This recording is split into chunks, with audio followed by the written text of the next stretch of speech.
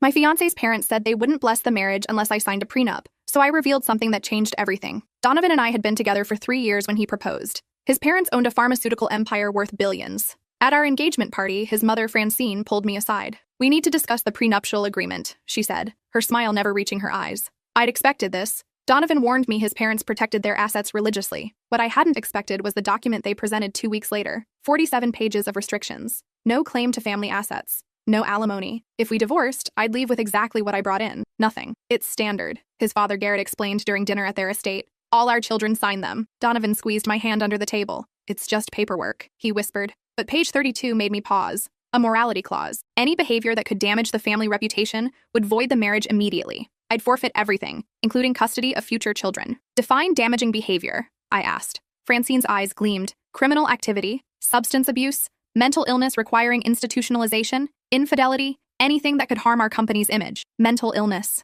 The words echoed in my head. For 3 days, I said nothing. Donovan grew increasingly frustrated. "Just sign it," he pleaded. That's when I made my decision. At Sunday dinner, with his entire family present, parents, his sister Celeste, brother Quentin, I placed a manila folder on the table. "Before I sign anything, there's something you should know." Garrett's jaw tightened. "If this is some negotiation tactic, it's not." I opened the folder. "These are my medical records from Riverside Psychiatric Hospital." The room went silent. I'd been admitted at 14 after my first psychotic break, bipolar disorder with schizoaffective features, 3 involuntary holds before I turned 18. The medications that kept me stable cost $3,000 a month. Donovan stared at the papers, color draining from his face. "You never told me. You never asked about my teenage years. I just said they were difficult." Francine's voice was ice. "This is exactly why we have the morality clause." "I know," I said calmly. "That's why I'm telling you now." I pulled out more document. "I've been stable for 8 years. Never missed a dose of medication." Celeste leaned forward. "Why hide it until now?" "I wasn't hiding. I was protecting myself from exactly this reaction." Garrett stood up. "The wedding is off. We won't have our bloodline contaminated." "Contaminated?" I interrupted. "Your fortune is built on selling these exact medications." I pulled out my phone and showed them a screen. "This is Lysoprene. Your company manufactures it. It's my primary mood stabilizer. You've made $12 million from this drug alone last year." The irony wasn't lost on anyone. Quentin spoke for the first time. "So you're essentially saying our family profits from your illness?" "I'm saying your family profits from mental health treatment while simultaneously discriminating against those who need it." Donovan hadn't moved, hadn't spoken. "There's more," I said quietly. I pulled out the final document, a genetic testing report. "Bipolar disorder has a strong hereditary component, 60 to 80% chance of passing it on." Francine's face went white. "But here's what you don't know," I continued. "Your nephew, Celeste's son, his behavioral issues, the special school, I recognized the signs immediately." Celeste gasped. "How dare you? Check his symptoms against the diagnostic criteria." That's when Garrett grabbed the papers from my hand and noticed something else. His expression changed completely. His hands began to shake. "These medical records," he whispered. "The treating physician, Dr. Patricia Morgan." The name was printed clearly at the top of every document. Garrett sank back into his chair. The blood had drained from his face completely. "You know her?" I said. It wasn't a question. Francine moved to her husband's side. "Garrett, what's wrong?" He couldn't speak, just stared at the signature on my intake forms. I pulled out one more document. I'd saved this for last, not knowing if I'd need it. Dr. Morgan had given it to me 6 months ago when I'd asked about my treatment history. Dr. Morgan was one of the pioneering psychiatrists in treating bipolar disorder in the 1980s, I said. She worked at Riverside before opening her private practice. She kept meticulous records of all her patients. I slid a photocopy across the table, including a 17-year-old boy admitted in 1984 after a manic episode. He'd been arrested for reckless driving, claimed he could fly, hadn't slept in 6 days. Garrett's medical record. Same hospital, same doctor, same diagnosis. The silence that followed was suffocating. "That's impossible," Francine finally said, but her voice wavered. "Dr. Morgan remembered you," I told Garrett. "When she saw your name as my emergency contact, she mentioned she'd treated a Garrett Ashford decades ago. She assumed you were related." I did some digging. Quentin grabbed the paper. "Dad, it was a misdiagnosis," Garrett said weakly. "Youthful mistake. I was stressed, that's all." "Is that why you still see Dr. Reeves every month?" I asked. "The appointments your assistant schedules as business meetings?" I'd learned about those 3 weeks ago. Donovan's father disappeared the second Tuesday of every month for exactly 50 minutes. When I'd asked his assistant about it, she'd been evasive. A simple record search of psychiatrists in the area had done the rest. "You've been on lithium for 40 years, I continued. "Same as me. Different medication, same purpose. Mood stabilization." Francine sat down hard. "You told me those were for your heart." "They are," Garrett stammered. "Lithium can affect—" "Don't," I interrupted. "I've taken lithium. I know every side effect, every interaction, every reason someone takes it. And it's not for your heart." Celeste was crying now. "Why wouldn't you tell us?" "Because of this." Garrett gestured wildly at the table. "This exact reaction, the shame, the judgment, the morality clause," I added quietly. He looked at me then, really looked at me. "How long have you known?" 2 weeks. Dr. Morgan mentioned she'd treated a Garrett Ashford when I asked her to compile my records for the prenup. I wasn't sure it was you until I started checking. Your assistant was very helpful once I explained I was your future daughter-in-law." "This is blackmail," Francine said. No, I corrected. This is the same thing you demanded from me. Full disclosure before marriage. The only difference is, I was honest from the start. Donovan finally spoke. You investigated my father? I protected myself. The prenup wasn't just about money, it was about control. That morality clause would let your parents decide what counts as mental illness requiring institutionalization. They could take my children if I had a bad day. I stood up. Your father has the same condition I do. He's been managing it for decades. Built an empire. Raised 3 children. By your own standards, he should have been deemed unfit. Contaminated. That's different, Francine said. How? She had no answer. I wanted to get married, I said, looking at Donovan. I love you, but I won't enter a marriage where my illness is treated as a moral failing while your father's is a secret kept from his own children. So what do you want?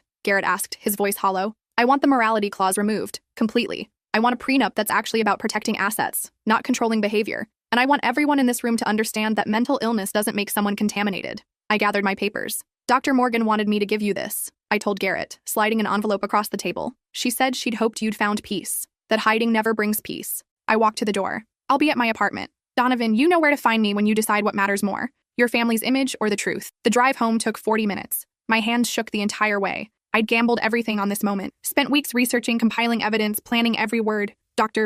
Morgan had been hesitant at first about revealing Garrett's treatment, but ultimately agreed that medical privacy mattered less than protecting me from a discriminatory contract. Back at my apartment, I made tea and waited. 3 hours passed, then 5. At midnight, my phone finally rang. It's me, Donovan said. I waited. Can I come over? That depends on what you want to say. Silence on the other end. I didn't know about my dad, he finally said. None of us did. Mom is... She's in shock. Celeste won't stop crying. Quentin left 2 hours ago. Said he needed to think. And you? I'm angry you didn't tell me what you were planning. Would you have let me go through with it? More silence. No, he admitted. I would have tried to talk you out of it. Said there had to be another way. There wasn't. Your parents weren't negotiating. They were dictating terms. I just showed them how hypocritical those terms were. By humiliating my father in front of his family. By telling the truth. Something your father should have done himself. I heard him exhale. He's devastated. Locked himself in his study. Won't talk to anyone. He's had 40 years to tell you. He chose not to. Maybe he had his reasons. The same reasons he wanted to use against me. Shame, fear, control. Donovan didn't respond. I'm sorry you found out this way, I said, but I'm not sorry I did it. That prenup would have destroyed me. Every mood swing, every bad day,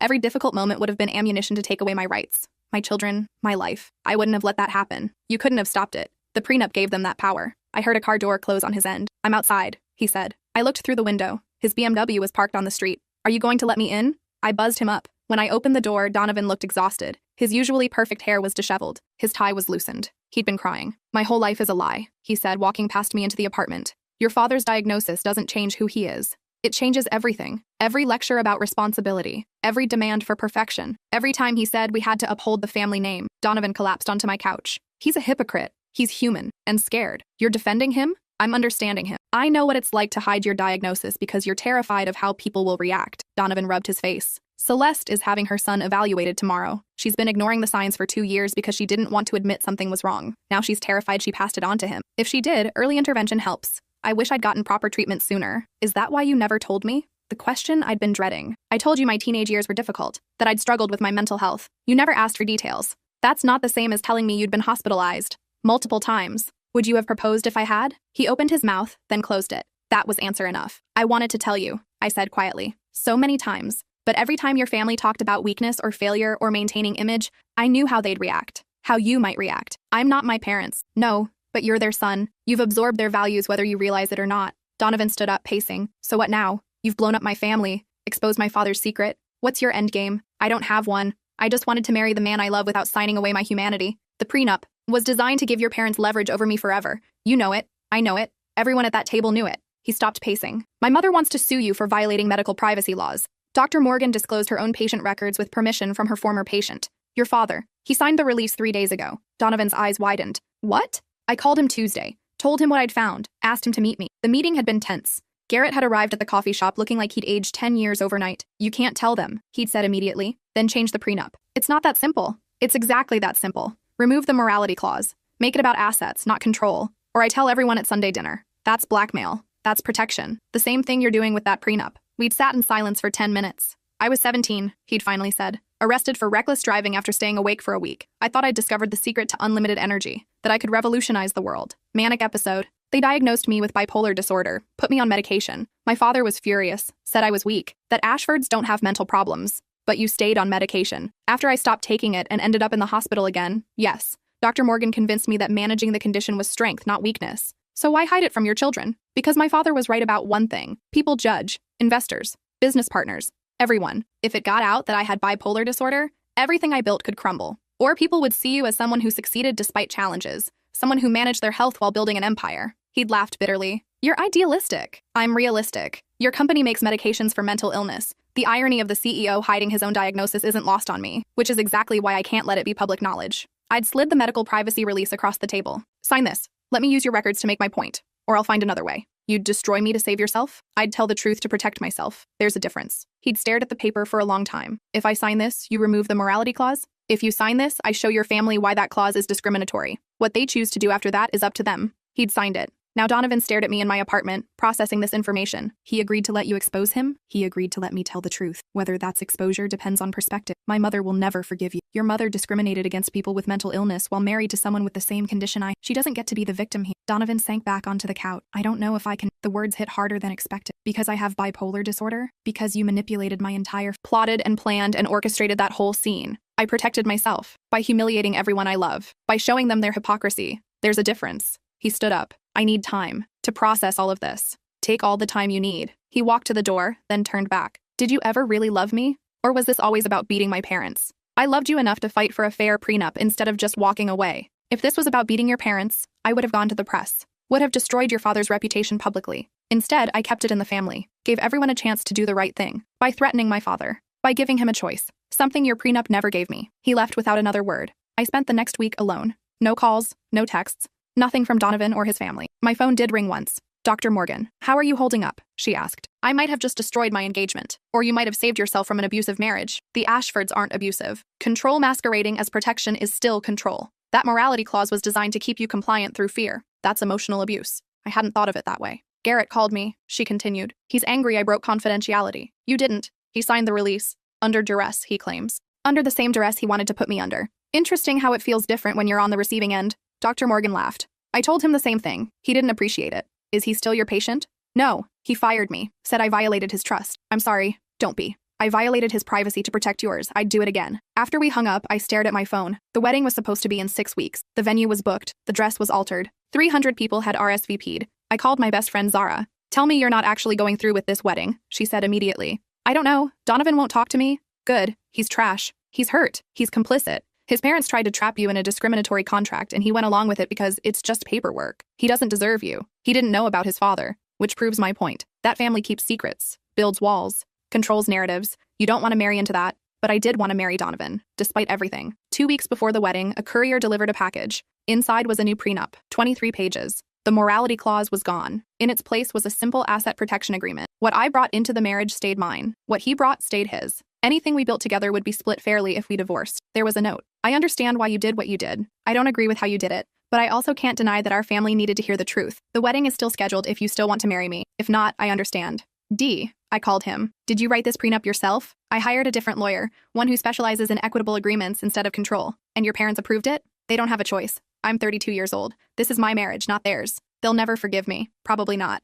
But they're going to therapy. All of them. Dad's been meeting with a new psychiatrist who specializes in helping patients who've hidden their diagnosis. Mom's in counseling to deal with the betrayal she feels. Celeste is working with her son's doctors. And Quentin? He moved out. Said he needed space from everyone. I'm sorry. Don't be. We needed this. The explosion. The truth. Everything was built on secrets and control. That's not sustainable. So, you want to get married? I want to marry you. I don't know if I can trust you completely, but I want to try. It wasn't a fairy tale declaration, but it was honest. I want to try too. The wedding was small. We'd canceled the original venue and rebooked a garden ceremony with 30 people instead of 300. Garrett and Francine attended but sat in the back. Celeste brought her son, now officially diagnosed with ADHD and starting treatment. Quentin sent a card but didn't come. My own family filled the front rows. My mother cried. My younger brother gave me away. When Donovan and I exchanged vows, his hands shook. I promise to love you in sickness and in health, he said, his voice cracking, and I promise to mean it. At the reception, Garrett pulled me aside. I want to show you something. He handed me his phone. On the screen was a press release draft. Ashford Pharmaceuticals is launching a new initiative, Mental Health Transparency in Corporate Leadership.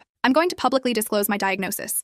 Talk about living with bipolar disorder while running a company. Encourage other executives to be open about their mental health. I stared at the words. When did you decide this? When Celeste's son was diagnosed. He asked why he had to hide it, why he couldn't tell his friends. I realized I'd been teaching my grandson to be ashamed of something that wasn't shameful. This will change everything. I know, but you were right. Hiding never brings peace. The press release went live 3 days later. The The response was immediate and overwhelming. Other CEOs began sharing their own mental health struggles. Ashford Pharmaceuticals stock actually rose as investors praised the transparency. Garrett was interviewed on national news. "My future daughter-in-law taught me that you can't sell medication for mental health while discriminating against those who need it," he said. "That hypocrisy nearly cost me my relationship with my son. I won't make that mistake again." He never mentioned how I'd forced his hand. The media painted it as a courageous personal choice. I didn't correct them. 6 months into our marriage, Donovan and I went to couples counseling. "I'm still angry," he admitted in one session, "about how you orchestrated everything, how you investigated my father, how you planned that dinner like a trial. I needed leverage," I said. "Your parents wouldn't negotiate. They weren't treating me like a person, they were treating me like a liability. So you treated my father like a weapon. I treated him like an example. He'd been living proof for 40 years that bipolar disorder doesn't make someone unfit.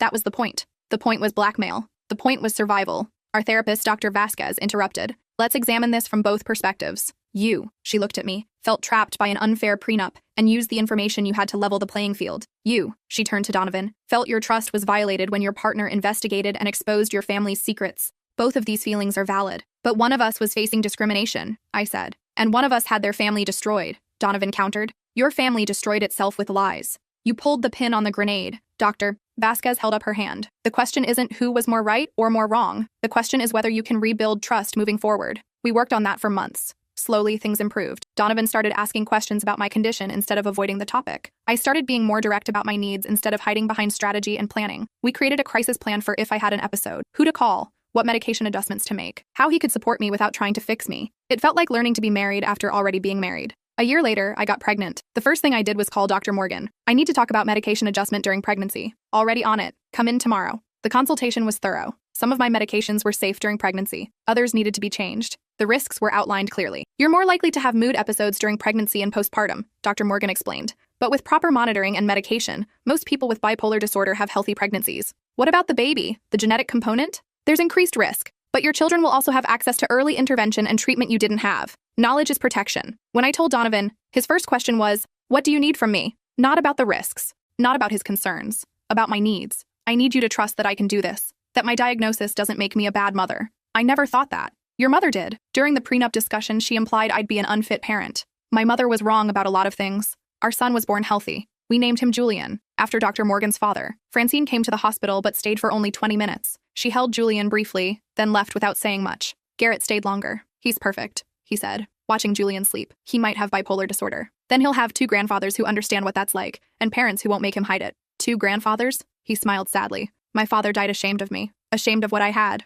I won't do that to Julian or to you." It was the closest he'd ever come to an apology. Postpartum was difficult. My mood swings intensified. Dr. Morgan adjusted my medications 3 times in 4 months. Donovan took family leave, learned to recognize the warning signs of an episode before I did. One night, at 3 a.m., I found him sitting with Julian in the nursery. "I'm terrified," he admitted, "that I'll do what my father did. Hide things, build walls, teach him shame. Then don't. What if I can't help it? What if it's genetic, like bipolar disorder? Then you go to therapy and work on it, just like I manage my condition." He looked up at me. "I love you. I'm still angry sometimes about how everything happened, but I love you. I love you too, even when you're angry. It wasn't perfect, but it was real." When Julian was 2, Celeste asked to meet for coffee. "I owe you an apology," she said. "For?" "The way I reacted at that dinner. What I said about you hiding your diagnosis. My son's been in treatment for 2 years now, and it's changed his life. If we'd caught it sooner, because we'd been more aware, more accepting, you were protecting him the only way you knew how. I was protecting myself from the truth, just like Dad did." She pulled out her phone and showed me a photo. "He made the honor roll this semester. He's thriving, and he knows about his diagnosis. Knows it's nothing to be ashamed of. That's because you're teaching him better than you were taught. You did that. By refusing to accept our family's toxic patterns. By forcing us to confront the truth. I didn't do it to fix your family. I know, you did it to protect yourself, but it fixed us anyway." Quentin came back for Julian's 3rd birthday. "I'm sorry I left," he told me while Julian destroyed his cake. "I was overwhelmed. Angry at Dad for lying. Angry at Mom for being so rigid. Angry at you for blowing everything up. And now I'm in therapy, working through it, realizing our family needed the explosion." Donovan said the same thing, because it's true. We were all pretending everything was fine while Dad secretly medicated himself and Mom controlled everything. That's not sustainable. "Is that why you're studying psychology?" He'd enrolled in a counseling program 6 months ago. "I want to help other families stuck in the same patterns. The secrets, the shame, all of it. Your father would be proud. Maybe. We don't talk much yet. Give it time." 3 years into our marriage, I received a call from a journalist. "I'm writing an article about mental health stigma in corporate America. Your father-in-law's story is a key part of it. I'd love to include your perspective. How did you get my number?" "Garrett gave it to me. Said you were instrumental in his decision to go public with his diagnosis." I almost laughed. "Is that what he said?" He said you showed him that hiding was hurting his family more than honesty ever could. That was one way to describe it. I'll have to think about it. He mentioned you might be hesitant. He wanted me to tell you something. What? He said to tell you that the truth always costs something, but the cost of hiding is always higher. I thought about it for a week. Then I agreed to the interview. The journalist, Priya, was thorough. Walk me through what happened, she said. How did you convince one of the most private CEOs in the pharmaceutical industry to publicly disclose his bipolar disorder? I didn't convince him. I showed him he was already living proof that the stigma was wrong. Can you elaborate? I told her about the prenup, the morality clause, the dinner where I'd revealed everything. She took notes furiously. So, you essentially used his own diagnosis against him to make a point about discrimination? I used his own diagnosis to show him that what he was demanding from me was something he'd never demanded from himself. Accountability. Some people would call that manipulation. Some people would call that self-defense. The article ran the following month. The headline, How One Woman's Disclosure Changed Mental Health Transparency in Corporate America. It was fair, showed both sides, included Garrett's perspective, Donovan's, and mine. The comments section was predictably divided. Some praised me for standing up to discrimination. Others called me manipulative and calculating. I stopped reading after the first 100 comments. Does it bother you? Donovan asked that night. What people are saying? Not really. They don't know the full story. Don't know what it's like to face a contract designed to strip away your rights at the first sign of illness. I didn't understand it either. Not until I saw Dad go through the same thing you did. The fear, the shame, the constant worry about being discovered. It's different when it's someone you love. It should have been different from the beginning. 5 years after the wedding, Francine finally invited us to Sunday dinner. Just immediate family, she said on the phone. I'd like to talk. We brought Julian, now a rambunctious 5-year-old obsessed with dinosaurs and mud. Garrett had aged well. The public disclosure had lifted something from him. He smiled more, laughed easier. Francine had aged harder. The cracks in her perfect facade had widened. I've been in therapy, she said over soup, for 3 years now. I know. Donovan told you? He mentioned it. She set down her spoon. I need to apologize to you. I waited. The prenup, the morality clause, all of it. I was trying to protect my family, protect our legacy, but I was really just trying to control things I was afraid of, like mental illness, like anything that threatened the image I'd built. The perfect family, the perfect life. I didn't want anything messy or complicated to ruin it. Life is messy and complicated. I know that now. Watching Garrett go through his disclosure, watching Celeste work with her son, it forced me to confront my own fears. And I'm sorry for treating you like a threat instead of a person, for trying to use a contract to control your health, for everything. It was the apology I'd wanted 5 years ago. Now it felt almost unnecessary. Thank you, I said simply. Do you forgive me? I'm working on it. It was the most honest answer I could give. That night, putting Julian to bed, he asked me a question. Mommy, why do you take medicine every day? Because I have a condition that needs managing. Like Grandpa Garrett? Donovan and I had been open with Julian about mental health from the start. Similar, yes. Will I need medicine too? Maybe, maybe not. But if you do, it's nothing to be ashamed of. Grandpa says medicine is what helps him be the best version of himself. Grandpa's right. Then medicine is magic. I smiled. Kind of, yeah. After Julian fell asleep, I found Donovan in our home office. Do you ever regret marrying me? I asked. He looked up from his laptop. Where is this coming from? Just wondering. If you had known everything about my condition, about what would happen with your family, would you still have proposed? He thought about it. I'd like to say yes immediately. But honest answer? I don't know. The version of me who proposed was naive, thought love conquered everything, thought my parents' demands were reasonable. And now? Now I know love isn't about conquering. It's about showing up. Every day. Even when it's hard. Especially when it's hard. That's not romantic. It's better than romantic. It's real. On our 5th anniversary, I got a letter. Dr. Morgan had passed away. The funeral was small, mostly former patients who credited her with saving their lives. Garrett spoke. Dr. Morgan taught me that mental illness wasn't weakness. That treatment was strength. That honesty was freedom. I didn't believe her for 30 years, but she never stopped believing in me. After the service, I found her daughter. Mom left something for you, she said, handing me an envelope. Inside was a letter dated a week before Dr. Morgan died. Dear friend, if you're reading this, I'm gone. I wanted you to know how proud I am of you, for fighting for yourself, for refusing to accept discrimination, for teaching an old patient of mine that hiding helps no one. Garrett came to see me last month, told me everything that happened, how you'd used his records to protect yourself, how angry he'd been, how grateful he was now. She did what I couldn't, he said. She told the truth when it mattered. You changed more than one life when you spoke up at that dinner. You changed a family, a company, a culture. That takes courage I'm not sure I would have had. Keep fighting, keep speaking, keep living openly. The world needs more people like you. With admiration, Patricia Morgan. I read it 3 times before putting it away. That night I told Donovan about the letter. She was right, he said. You changed everything. I just refused to be controlled. Which changed everything. 7 years after the wedding, Julian started 2nd grade. His teacher called a month into the school year. I wanted to discuss Julian's behavior. He's been very open about his grandfather's bipolar disorder. Some of the other parents are concerned. Concerned about what? Whether it's appropriate for a 7-year-old to discuss mental health so openly. I took a breath. Julian's grandfather is a public figure who chose to disclose his diagnosis to reduce stigma. Julian is proud of his grandfather. There's nothing inappropriate about that. Some parents worry it might scare other children. Why would mental illness scare children unless adults teach them to be scared? Silence on the other end. I'll talk to the principal, she finally said. You do that, and while you're at it, tell those concerned parents that mental illness affects 1 in 4 families. Their children are going to encounter it eventually. Better they learn about it from a kid who sees it as normal than from their own fears.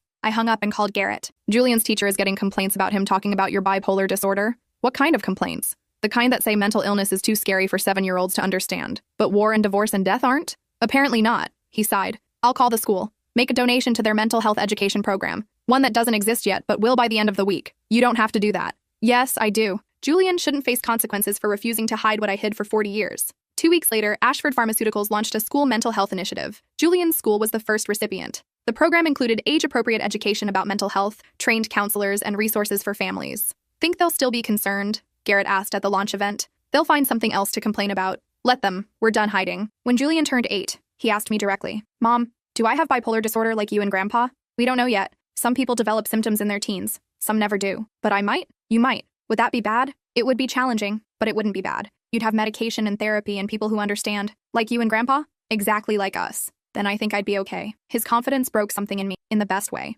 This was what I'd fought for. A child who didn't fear his own brain, who saw mental illness as manageable instead of shameful. By year 10 of our marriage, the Ashford family looked completely different. Garrett had stepped down as CEO to focus on mental health advocacy. Francine had started a foundation for families dealing with mental illness. Celeste's son was thriving in mainstream school with proper supports. Quentin was a licensed therapist specializing in family systems. And Donovan and I had 3 children. Julian at 10 was still obsessed with dinosaurs. Our daughter Mira at 7 was an artist who painted feelings instead of things. And our youngest, Cole, at 4, was convinced he could talk to plants. None of them had shown signs of bipolar disorder yet, but we were prepared if they did. Do you think about that dinner? Donovan asked one night after the kids were asleep. The one where you revealed everything? Sometimes. Do you regret it? Not even a little. Do you? He thought about it. I regret that it had to happen that way, but I don't regret where it led us. To therapy? To truth, which is basically the same thing. I laughed. Your father said something similar at Mira's birthday party. That truth and therapy are the same thing? That honesty is the hardest medicine to swallow, but the most effective. Very on brand for a pharmaceutical CEO. Former CEO. He's still got the vocabulary.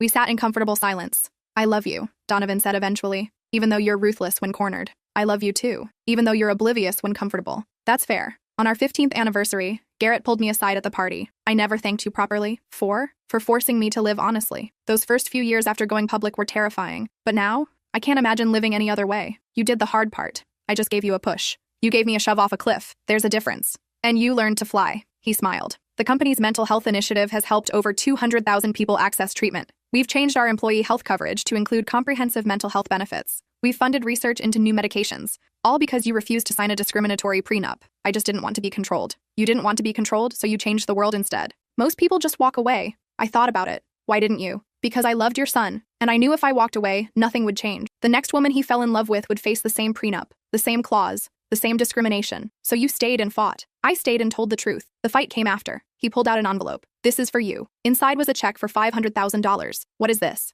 Your consulting fee. For the mental health initiative. You helped design the program, spoke at the launch events, advised on the education materials. You should be compensated. I didn't do it for money. I know, which is why I'm paying you anyway. Consider it back payment for the therapy you didn't charge me for during that dinner. I tried to give it back. Keep it. Invest it. Save it. Use it to start your own initiative. Whatever you want, but don't refuse it because you don't think you deserve it. That night, I stared at the check. $500,000 for refusing to be silent, for protecting myself, for changing a family and a company and a culture. What are you going to do with it? Donovan asked. I'm going to start a legal fund. For people facing discriminatory prenups or contracts because of mental illness, they'll have lawyers, resources, support. That's perfect. And terrifying. I don't know anything about running an organization. You knew nothing about taking down a pharmaceutical family's secret either. You figured it out. Fair point. The fund launched 6 months later. Within a year, we'd helped 43 people negotiate fair prenups. Within 2 years, we'd changed state law to make morality clauses based on mental health conditions unenforceable. Within 3 years, we'd expanded nationally. You've helped more people than I ever did selling medication, Garrett said at our 3rd annual fundraiser. I had a good teacher in standing up to corporate power. I wasn't the teacher in that scenario. No, but you learned the lesson well. He raised his glass. To telling the truth, even when it costs everything. To telling the truth because hiding costs more. 20 years after that Sunday dinner, I was invited to speak at a conference on mental health and discrimination. The room was packed with lawyers, advocates, medical professionals. I told the story of the prenup, the morality clause, the dinner where everything changed. I was terrified, I admitted to the audience. Terrified of losing the man I loved. Terrified of exposing myself. Terrified of what would happen when I revealed everything. But I was more terrified of signing away my humanity, of agreeing that my illness made me less deserving of protection, of teaching my future children that mental health conditions were something to hide. So I gathered my evidence, planned my disclosure, and told the truth at the worst possible moment. Some people call that manipulation. I call it survival. Because when you're facing a contract designed to control you through fear, you have two choices: sign it and lose yourself, or fight it and risk everything. I risked everything, and I gained more than I ever imagined. The standing ovation lasted 5 minutes. Afterward, a young woman approached me. My fiancé's family wants me to sign a similar prenup, with a morality clause because I have depression. I've been trying to figure out how to handle it. Do they know you have depression? Yes, but they think it means I'll be an unfit wife and mother. Then you tell them exactly what I told the Ashfords. That mental illness doesn't make someone unfit. That treatment is strength, that their terms are discriminatory. And if they don't listen, then you walk away. Because anyone who thinks you're unfit because of a diagnosis doesn't deserve to be part of your life. She hugged me, crying. Thank you. I needed to hear that. After she left, Donovan appeared at my side. Still changing lives, I see. Just telling the truth. Same thing. We walked to the car in comfortable silence. Do you remember what I said that night? He asked. When I came to your apartment after the dinner? You said you weren't sure if you could marry me. I said I didn't know if I could trust you. Big difference. And can you trust me? Completely. Because I learned that your version of protection looks like truth-telling, even when it's brutal. I'll take brutal honesty over comfortable lies every time. That's the mental health advocacy talking. That's 20 years of marriage talking. At home, Julian, now 30 and a psychiatrist, was visiting with his wife and our first grandchild. Gran, tell me the story again, our granddaughter begged. Which story? The one where you fought the bad contract. Julian smiled. She asks about it constantly. I think you're her superhero. I'm not a superhero, I just refuse to be controlled. That's what superheroes do, our granddaughter insisted. Maybe she was right. That night, after everyone had left, I pulled out the old prenup. 47 pages of restrictions and control. I'd kept it all these years as a reminder of what I'd refused, of what I'd fought for, of what I'd changed. Donovan found me in the study. Thinking about burning that yet? Maybe. Or maybe I'll donate it to a museum of discriminatory contracts. That's oddly specific. There's a legal history museum in Boston. They collect documents that show how far we've come and how far we still need to go. Exactly. He sat beside me. Any regrets about how it all happened? I regret that it had to happen at all. That your parents thought a morality clause was reasonable. That your father hid his diagnosis for 40 years. That I had to choose between signing an unfair contract or blowing up your family. But I don't regret the choice I made. I protected myself and accidentally protected your whole family in the process. Very accidentally. The best revolutions are. We sat in silence, looking at the document that had changed everything. You know what the strangest part is? Donovan said eventually. What? My father thanks you every year on his disclosure anniversary, sends you flowers, calls it his second birthday. Because he's dramatic. Because it's true. He started living honestly that day. Everything good that came after. The advocacy, the changed company culture, the relationship with his grandkids. It all started with you refusing to sign that prenup. It started with me refusing to hide. Same thing. Maybe it was. 25 years after the dinner, Garrett passed away. His obituary mentioned his mental health advocacy before his pharmaceutical work. Garrett Ashford, champion of mental health transparency, dies at 84. At the funeral, hundreds of people shared stories. Stories of how his disclosure had given them courage, how his advocacy had changed their lives, how his honesty had saved them. Dad talked about that dinner until the end, Quentin said during his eulogy. The night his future daughter-in-law exposed his 40-year secret. He said it was the worst night of his life and the beginning of his real life at the same time. Celeste added, he told me once that he'd spent 4 decades being afraid of discovery, that the fear of exposure was worse than any actual consequences. That honesty had freed him from a prison of his own making. After the funeral, Francine pulled me aside. I need to tell you something. What? I was wrong. About everything. The prenup. The morality clause. The way I treated you. All of it. I know. Do you forgive me? I'd been asked that question before. This time the answer was different. Yes. She cried then, for the first time since I'd known her. Garrett said you would. He said you were tougher and more forgiving than anyone he'd ever met. That most people who survive what you did become bitter, but you became better. I had good medication. She laughed through tears. He would have loved that answer. At home that night, I pulled out Dr. Morgan's letter again, read it for the 100th time. You changed more than one life when you spoke up at that dinner. She'd been right, but I hadn't known it then. I'd just been trying to survive, to protect myself from an unfair contract and a discriminatory clause.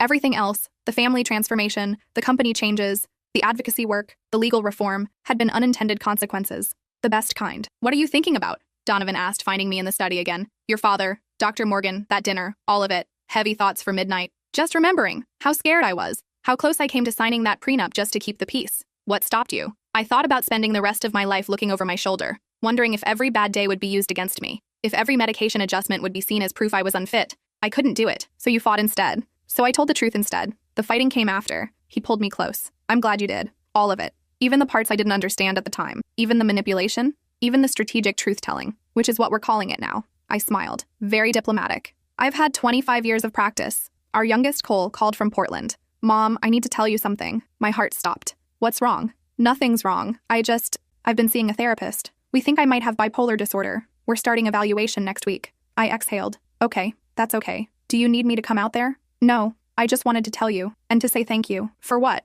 For making it okay. For fighting so I wouldn't have to hide. For changing our family so I could get help without shame. After we hung up, Donovan looked at me. Is he okay? He's better than okay. He's getting evaluated. Getting help. Doing exactly what he should do. Because of you. Because of all of us. Your father's disclosure. Our honesty. The family culture we built. Which started with you and a prenup. Which started with me refusing to hide. At 30 years married, the legal fund I'd started had helped over 10,000 people. Changed laws in 43 states. Trained thousands of lawyers in identifying and challenging discriminatory contracts. You should write a book, Zara suggested over lunch. Tell the whole story. Who wants to read about prenups and mental health discrimination? Everyone who's ever faced something similar. Everyone who's been asked to sign away their dignity for love. Everyone who's hidden part of themselves to be accepted. That's a depressing audience. That's most people. She had a point. I spent the next 2 years writing, not just about the prenup, but about living with bipolar disorder, about medication and stability, about loving someone despite, or because of, the chaos that came with mental illness, about building a family where honesty mattered more than image. The book came out to positive reviews, an unflinching look at mental health discrimination and the courage it takes to fight back, a testament to the power of truth-telling in changing systems. Required reading for anyone navigating mental illness in their family or themselves. At the book launch, I read from the final chapter. I didn't set out to change anything. I just refused to be diminished by a diagnosis I couldn't control. That refusal changed a family, changed a company, changed laws and lives and systems. But it started small, with a prenup I wouldn't sign, with a truth I wouldn't hide, with a moment at a Sunday dinner when I decided my dignity mattered more than their comfort. Every revolution starts that way, with someone saying no to injustice, even when saying no costs everything. I was willing to lose love to keep my humanity. Turns out, I didn't have to choose, but I had to be willing to. The applause filled the bookstore. Afterward, dozens of people lined up to share their stories. Stories of prenups they'd signed and regretted. Stories of diagnoses they'd hidden. Stories of families they'd lost to discrimination. Stories of courage they'd found after reading mine. You gave me permission to fight back, one woman said. You showed me I wasn't alone, a man added. You changed my life, a teenager whispered. I hadn't set out to change anyone's life. I just refused to sign a contract that treated me as less than human. Everything else had followed. At 35 years married, Donovan and I renewed our vows. Small ceremony, just family, Julian and his wife, Mira and her partner, Cole and his boyfriend, all our grandchildren, Quentin, Celeste, Francine. Even Garrett's chair sat empty at the front, reserved in memory. 35 years ago, I said during the ceremony, I almost didn't marry this man. His family wanted me to sign a contract that would have controlled me through fear. I refused. That refusal changed everything. I looked at Donovan. You asked me once if I'd had an endgame, a plan beyond exposing your father and fighting the prenup. I didn't. I just wanted to be seen as fully human. Wanted to marry someone who loved all of me, including the parts that needed medication and management. You gave me that. Eventually, after a lot of therapy and honest conversations and painful growth, but you gave me that. So I'm saying yes again. To you, to us, to this messy, complicated, beautiful life we've built. Donovan's vows were simpler. I promise to keep choosing honesty over comfort. To keep believing you when you tell me what you need. To keep learning and growing and showing up, especially when it's hard. I promise to keep being married to you for as long as you'll have me. Which is forever, I whispered. Which is forever, he agreed. That night, I added one final entry to the journal I'd kept since that Sunday dinner 35 years ago. Today, I married Donovan again, chose him again, chose this life again. I've spent 35 years living openly with bipolar disorder, raising children who might inherit it, building a family where mental illness isn't shameful, fighting for others who face the same discrimination I did. It started with refusing to hide. It became a life, a good one, the best one. And it all started with a prenup I wouldn't sign and a truth I wouldn't silence. Sometimes the bravest thing you can do is refuse to be smaller than you are. Sometimes that refusal changes everything. Mine did.